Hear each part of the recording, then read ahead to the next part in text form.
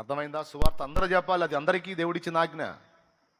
నాకేం పని, నేను ఎందుకు చెబుతాను, నాకు ఇంకేం పనులు లేవా ఏంది, పాస్టర్ల కంటే అచ్చంగా అదే పని అనుకుంటున్నారు కొంతమంది పిచ్చోళ్ళు. సువార్త ప్రకటన అనేది అందరూ చేయాలి, అందరూ చేయాలి. నీకు అవకాశం ఉన్నంత వరకు, నువ్వు బ్రతికున్నంత వరకు, నీ ఊపిరి ఉన్నంత వరకు, ప్రతి దినము ఎక్కడో చోట ఏదో ఒక అవకాశాన్ని వినియోగించుకొని నువ్వు సువార్త చెప్పాలి. ఇది నీకు నాకు దేవుడు అప్పగించిన నైతిక బాధ్యత. నువ్వు చెప్పినా వినకపోతే నీకు సంబంధం లేదు, ఇక తీర్పు వాడికే.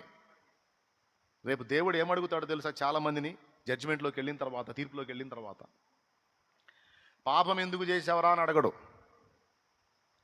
పాపం చేసావు, నువ్వు చేసావు, వీళ్ళు కూడా చేశారు, అందరూ చేశారు. ఆ పాపాల నుంచి నువ్వు విడుదల పొందడానికి నేను మహిమనల్లా వదిలిపెట్టి భూమి మీదకి వచ్చి ఆ సిలువను ఎక్కి ప్రాణం పెట్టి చిత్రబాధను అనుభవించి నువ్వు తప్పించుకునే రూట్ నేను వేసా, తప్పించుకునే అవకాశం నేను నీకు ఇచ్చా. ఆ పాపాలు కడిగేసుకునేదానికి నా రక్తం చిందించా. ఎందుకు కడుక్కోలేదురా అని అడుగుతాడు. దేవునికి స్తోత్రం. ఎందుకు కడుక్కోలేదమ్మా అని అడుగుతాడు. సమాధానం చెప్పాలి అక్కడ.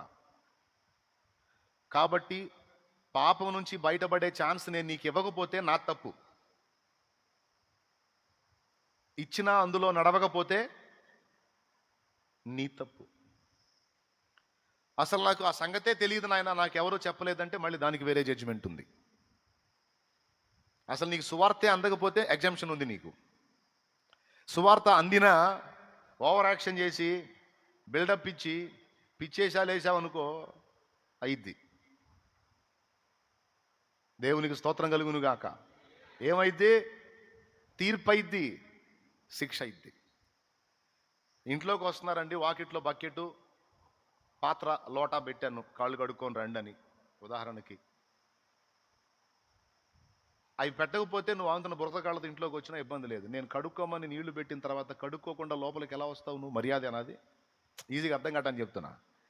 అట్లాగా పరలోక రాజ్యంలో నువ్వు చేరడానికి యేసు తన రక్తమును చిందించాడు, దేవుడు తన రక్తమును చిందించాడు. అరే నా రక్తంలో మీ ప్రతి పాపం కడగబడుతుందర్రా, రండి కడిగేసుకోండి అని ఉచితంగా పిలుపునిస్తే ఒంటికి ఏమన్నా చాకిరా లేకపోతే పైసా ఖర్చా? ఉచితమాయే. అంత ఉచితంగా నీకు ఇచ్చిన రక్షణ కార్యాన్ని నువ్వు వినియోగించుకోకపోతే రాబోతున్న శిక్షను ఎలా తప్పించుకుంటావు?